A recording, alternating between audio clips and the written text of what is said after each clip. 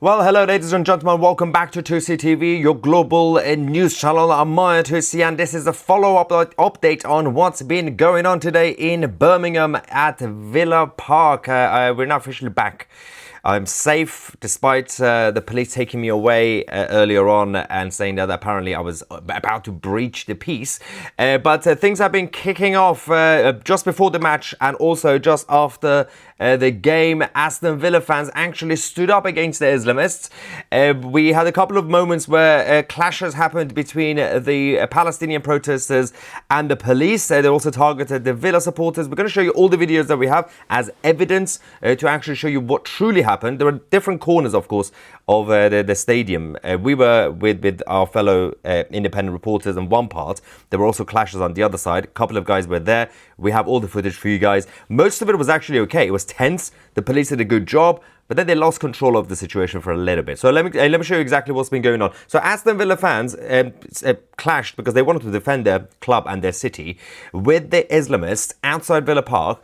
The police struggled to keep control for a bit, but then they took back control. They've made so far 6 arrests. So that's when things got heated up. We have more footage coming in as well. I'm trying to get more updates on the situation with young Bob. I'll go through that.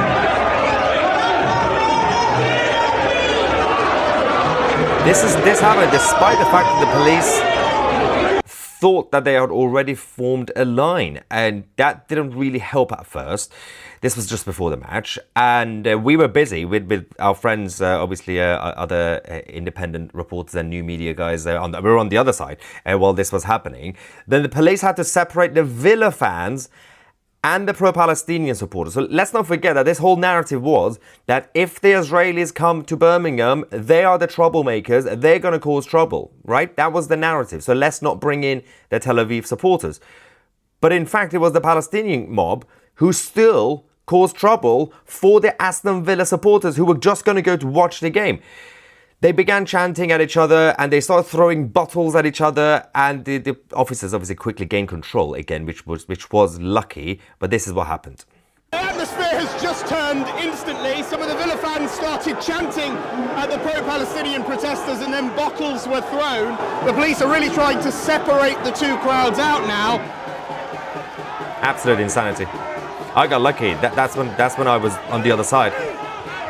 Most of our friends were on the other side, which was lucky. Although I think Wesley was here. I think I saw him in the clip. Crazy.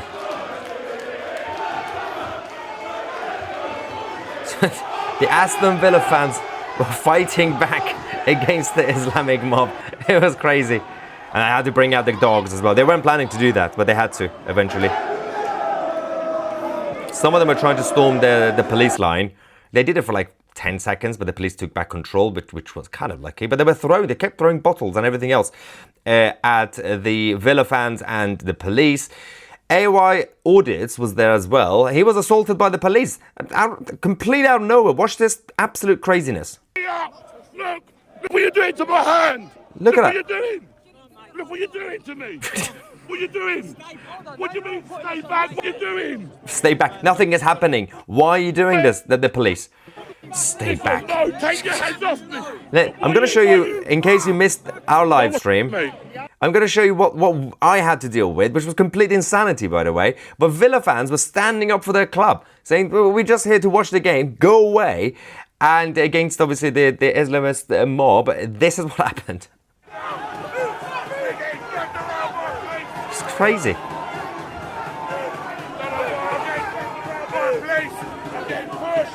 I'm only a journalist.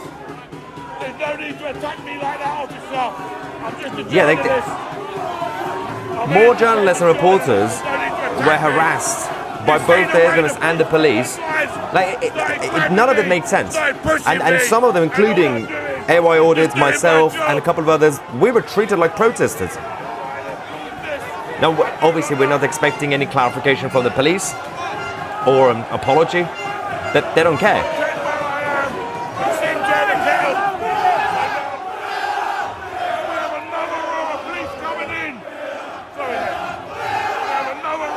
Yeah, that's when they were throwing bottles. Luckily, the actual clashes were in a short space of time. Then it calmed down again because the police took back control. But they did lose it for a short period of time. It could have been much worse. But from here, it gets a little bit weirder. The way the Islamists were behaving. I'm going to show you some stuff in a second. This is turning violent now. We now have... Anyway, so that happened. And tensions were rising because the other side, the Palestinians, had kept shouting Allahu Akbar and all that. We know they were trying to incite trouble, but the gaslighting was on a whole new level because the police were saying, well, we can't really do anything. AY audits went to the police and said they're covering their faces. They weren't supposed to cover their faces. The police issued a condition and they basically said, well, you're not supposed to be covering your faces. But when AY audits went to the police and said, well, go, you can see those guys standing right there covering their faces, the police said, well, we can't really go in there. We don't really want to go in there. So what is the point of you having these regulations? Let's go to the next moment. This is the behavior from the Islamists.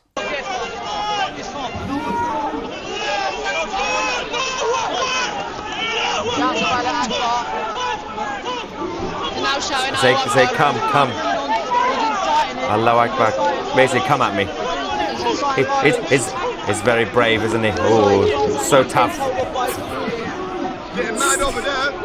Crazy. Now I'm going to show you what the Villa fans were doing. This. What a day. Okay, can I just repeat that the whole point of MPs forcing the authorities to ban the Israeli football fans was because apparently the Israelis were going to be the hooligans, right? They were going to cause trouble. It was in fact, and basically Islamists and pro-Palestinians were pretending, saying, we're actually on the side of Aston Villa, the lovely Aston Villa supporters. You know, we're all together. This is our community in Birmingham. Oh, do you want me to show you what Villa fans were doing tonight to stand up to the Islamists? Oh yeah, they were chanting, oh, Tommy Robinson.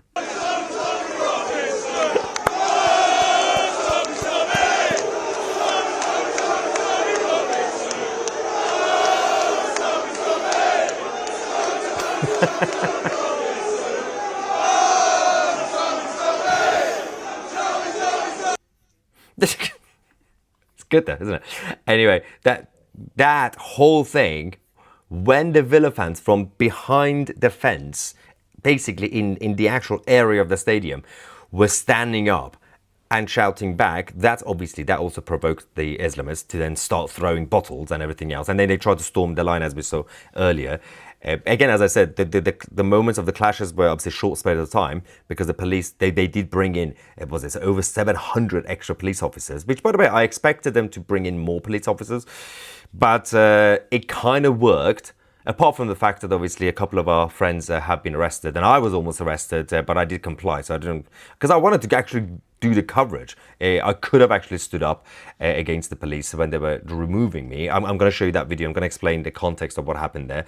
But the Aston Villa fans were obviously facing off the Narnia people, the pro-Palestinians, and this is the next clip.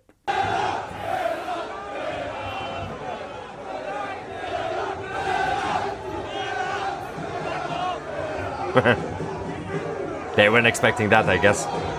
They thought that, yeah, we've been defending the Aston Villa supporters against the evil Israeli football hooligans. Surely the Aston Villa supporters are going to be on the side of Palestine.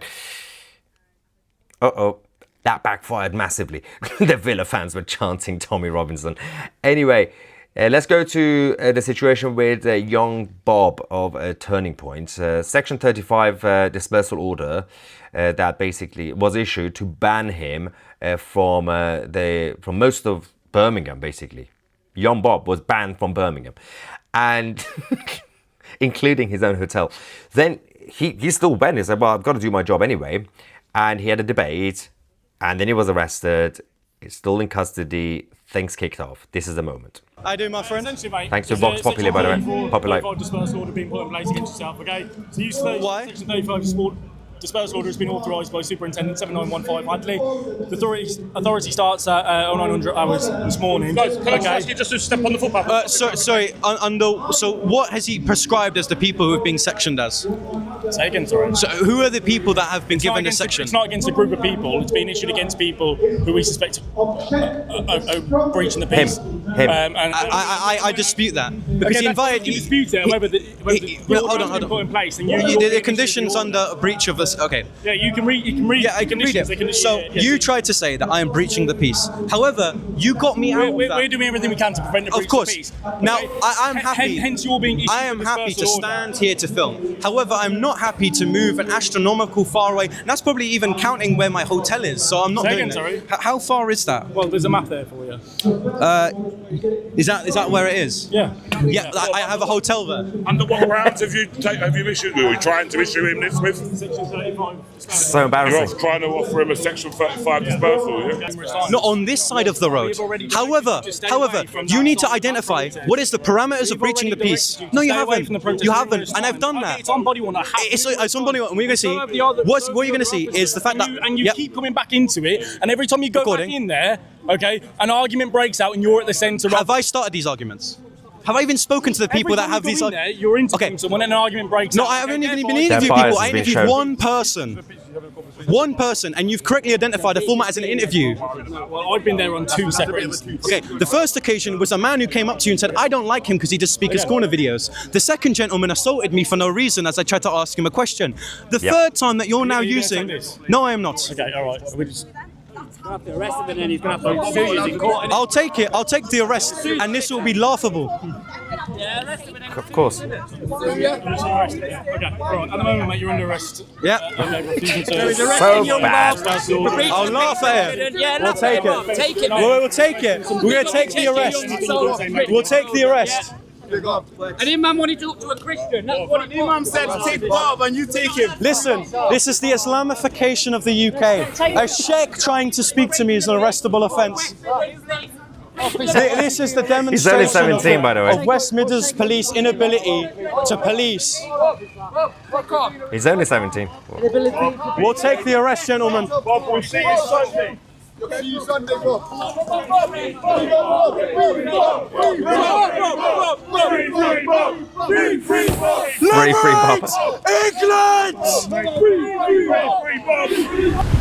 It went full Braveheart. Anyway, so that aside, we had the situation where at the beginning of the whole thing, when I started my own live report, I was just talking to, I didn't even approach anybody. The plan was, and obviously Danielle Tusi, my wife and COO of Tusi TV, was actually there to ensure. She was like, you are not dying before us having a baby. She was making sure I don't really go into to cause trouble accidentally. So I said, okay, fine. We had security. I was like, I'm just going to go around from the police side. Just going to film.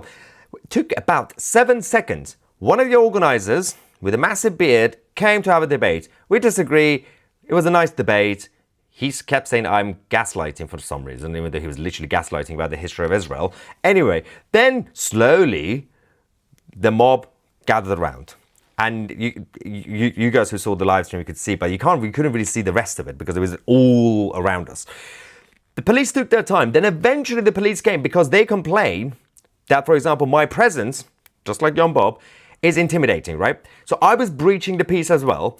And then they took me away. I'm going to show you that moment, the moment of insanity. Let's go to that, and then I'm going to explain what happened. I'm going to ask you to go on the grass area. Okay. Yeah. This is where I was like, are you going to arrest them? Are you going to take them away? Like, no.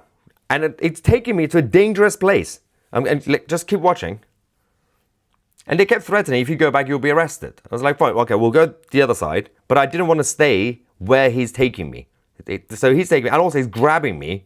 He's like, again, in a second, you're going to see again. I didn't want to have a conversation. Yeah, he's grabbing me again. Yeah, I didn't want to have a conversation. I would... And then, look at this area.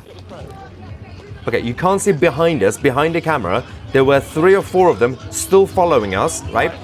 The Islamists. I think if the camera turns around, we might be able to see. The rest of them were there, okay? Then they kept me there in the dark, in that park area, and they said, well, you have to stay here. It's like, hang on, so you're going to leave, you're going to go back to the stadium. It's like, yeah, you're going to stay here, and if you want to talk to someone, anybody, stay here. And then there were the 3 or 4 masked up Islamists who were following us. They were there. I was like, so, hang on, you're going to keep me in this dark park green area with no lighting and with these guys, and that's now safe? Safe for whom? Exactly. So at the end, I said, well, I don't care. I'm going to go across the road. So I didn't stay there. I was like, I'm going to continue my work. And yeah, luckily I didn't get arrested. But the whole thing's completely insane. They didn't even say, sometimes they say, we're doing this for your own safety, right? Sometimes they do that. Sometimes they say, Young Bob or Maya 2C or whoever, we're basically going to arrest you or kind of remove you for your own safety. This time, it wasn't even that. They were just saying, well, you are breaching the peace. And basically, they didn't want to offend the other side, because if the other side kick off, then the police will get into trouble. Basically, the police officers will be blamed, saying, you should have prevented that. No. The police should stop doing prevention. Your job is to enforce the law. If somebody's breaking it, you go and arrest them. Stop trying to predict the future. This is not Minority Report. It's embarrassing. Anyway, so all this crazy stuff. I'm trying to find out how young Bob is doing. I'll keep you guys posted on that. Oh, I have an update on Emily Schrader and Yusuf Haddad and Nihat Korbani. In case you don't know, how do I find this? Hang on. I'm going to show you this insane situation that they dealt with. So they decided to sneak into the stadium. Yusuf Haddad, who's a massive Maccabi supporter from Tel Aviv, and of course Emily is from Tel Aviv, and the Israelis were banned, right? They still decided to sneak into the stadium, and they successfully managed to infiltrate. And what they did, because they couldn't take an Israeli flag or anything like that, so what they ended up doing was they had T-shirts on underneath that said Zionists. I'm going to show you one of them, and then in the middle of the match, they basically exposed themselves, saying, here we go. So let me just show you on the screen. So Yusuf was wearing his F Hamas t-shirt. There you go. So they decided to do this, right? So that's Yusuf with his F Hamas, and Emily has a Zionist t-shirt. The police, I'm gonna actually read what they said, what they told us, exactly what happened. The police interrogated them. 20 police officers and security in the stadium approached them. They were going to be kicking them out, arrest them. Guess what happened? Aston Villa fans who were sitting there, they defended them. And they managed to stay, because the police were saying, the control room is asking, we had a complaint. So they basically, this happened in the stadium, and the stunt worked, which was kind of funny.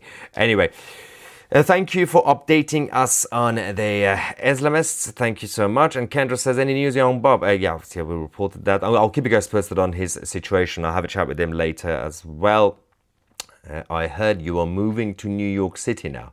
I would rather die in a ditch in Gaza than go to New York. Someone said, is Jeff says, Maya, why is your teeth blue? Is it?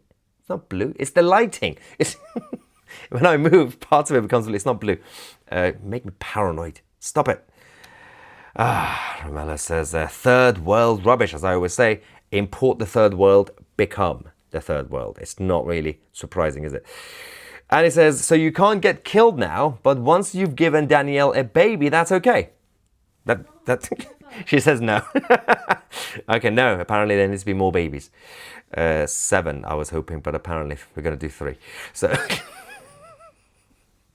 I'm going to be in trouble. I'm going to be sleeping on the floor tonight. It's fine. Anyway, New Yorkers won't be there if you move to New York City. That's true, actually. New Yorkers are all moving to Florida, so Although I don't know if you guys saw Ron DeSantis' reaction after Mamdani won the elections in New York City. He was on TV just laughing, saying all the millionaires and billionaires from New York City are going to move to Florida. Oops. It's great for Florida, obviously. Job creators. Are you staying in Birmingham? Yes, because the city's been burned down and the bridges have been destroyed. We can't leave the city. We've been kettled. Yeah, no, so we're going to be staying. I'm absolutely dying. I'm shattered. I don't even know why I'm talking to you guys right now. It's 11 p.m., which is basically my bedtime. But I thought it's still important to let you guys know about the situation because it's just embarrassing. Also, mostly because most of us and our other friends who were doing the live streams, AY and Emma, Young Bob obviously got taken away. Louis, we're all stuck on this. At some point, we were walking for like half an hour because the whole stadium, obviously it's major, the actual area. There were issues on this side, there were issues on the other side, and there were some problems in the middle of the park. And then, of course, the counter-protesters marched from somewhere else. We didn't know what was going on. So we missed, not just my channel, the others also were busy standing on one side. And then we started getting the footage from all the other sides of the stadium as well. So I was just live streaming. I was like, well, this is peaceful. Everything seems to be okay. What are they saying? They're clashing, kicking up. I was checking on X, like, where is this happening? And I was like, oh, we've got to go that way now. So by the time I went, and eventually, basically, it wasn't safe because they put us in a cage with the Jews. They literally created a Jew pen. They put all the Jews, the counter-protesters, in a cage, if you saw the end of our live stream earlier on. That was embarrassing. It's not a good look for the West Midlands police. But yeah, that's when I was going to get out of this cage. Somehow we need to escape because I need beer, I need food. And we found this amazing Turkish restaurant, which was really good. Your teeth are not blue, they are happy. What? Are my teeth gay now? What's going on?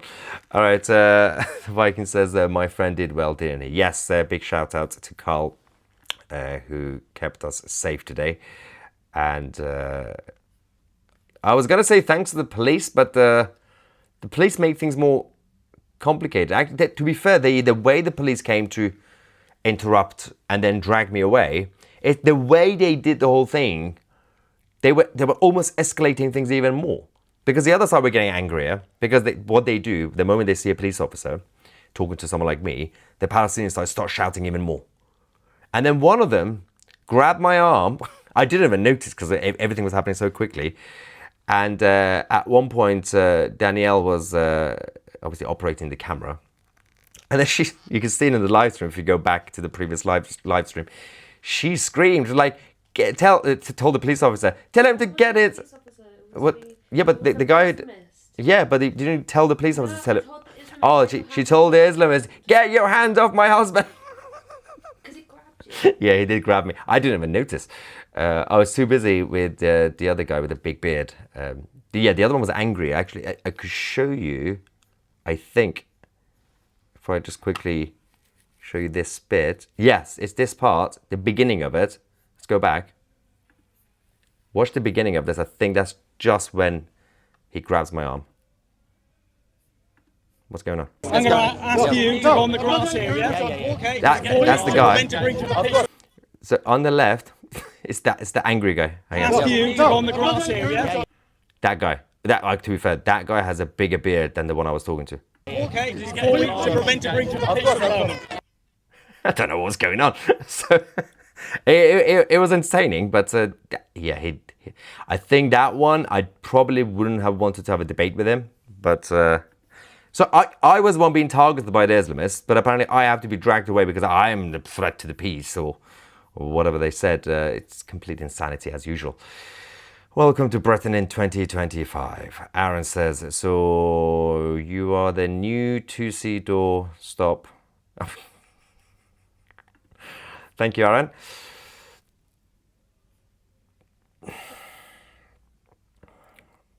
The vegan anthem. Don't know what that is. Saying, we shall all be free. We shall all be free. We shall all be free someday. I hope so, but I don't think so, unfortunately. What is Gary says, your hair is blue. Think You're a mad vegan. Well done, Danielle, being your hubby's bodyguard. Yeah, to be fair, she wasn't even supposed to be. See, I told you it's the lighting because my hair's blue as well, for some reason. It looks blue in this. I don't know what's going on. Why are you guys obsessed with my hair and my teeth? Come on, guys. All right, then we have Dave saying, where was their riot gear and horses? Okay, so we eventually saw, as I showed you one of the clips, a couple of dogs. The dogs came out. To be fair, the dogs don't really have to do much with these guys because the Islamic side don't like dogs. If they see a dog, they'll run away because dogs are haram. And but did we see a horse? I think I saw there was one. There were 3 police horses, but not where they were supposed to be. They were just walking randomly towards McDonald's for some reason, away from the actual crowd. But yeah, no. What do you expect? Do you really think the police in Britain would actually treat all protests equally? No, of course they don't. If a small group of English patriots go to central London to pay respect on St. George's Day or Remembrance Sunday, right? If they do that, and you've seen it happen because we showed you this on this channel a year ago and 2 years ago, every time, the police bring out horses, they bring out the tanks and the helicopters, NATO gets involved, nuclear, everything. It's not just the riot gear, but with these guys, with BLM, with the other weirdos, look, you probably don't need anything, and the police's job is to basically just get rid of us. That's it. It's not really good look, but we do this for a reason. We go out there, show you this sort of nonsense every time for a reason, because the rest of the media are not going to show you what's going on the ground. At best, what they do, as Sky News have done tonight, they just mention 6 arrests have been made. That's it. They don't show you the context. They don't show you exactly what sort of troubles we were dealing with. It's not even about the few minutes that I showed you about the clashes. The whole thing. The reason that they didn't see more clashes was because the police managed to close off all the areas. It could have gone much worse. But it also got worse when the Aston Villa fans were standing up to the Islamists, and the Islamists were a little bit surprised because they thought, well, we defended you against the evil Israelis. We banned them from the stadium. And the Aston Villa fans were like, F you. Go away. This is our ground. Anyway, so it's Thursday the 6th of November, which means you only have literally 24 hours now, end of Friday, to take advantage of our 25% offer. 25% discount. If you use the promo code NYC25, you will get 25% off annual memberships of 2CTV. Plus, you can do this by going directly on 2c.tv. The direct link is also in the description. After you do that, because you can only use the promo code on the website, make sure to also download the 2CTV app from your app stores. Then you can also log in with the same login details. Thank you so much for watching. I'm Maya 2C, and we are the media.